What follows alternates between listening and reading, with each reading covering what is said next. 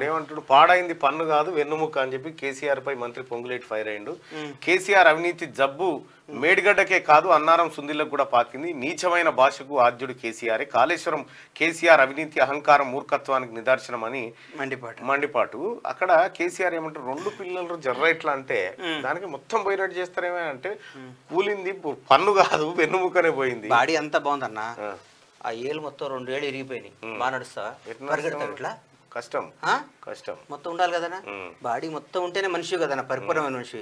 కాలో కాంగ్రెస్ పార్టీకి చేతనైతే లేదు, అందుకే కాంగ్రెస్ పార్టీ 6 నెలల్లో కూలబోతుంది ప్రభుత్వం అని చెప్పి లక్ష్మణ్ గారు బీజేపీ నాయకులు మాట్లాడుతున్నారు.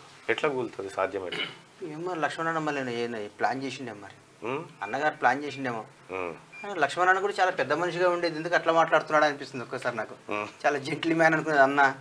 6 నెలలు ఎట్లా కూలుతుందా నాకు అర్థం కాని మిస్టరీ. అంటే మన ఎమ్మెల్యేలను కూలగొడతారా, లాక్కుంటారా ఏంది? వాళ్ళు 8 మందితో కొత్త చట్టం తీసుకొస్తారా?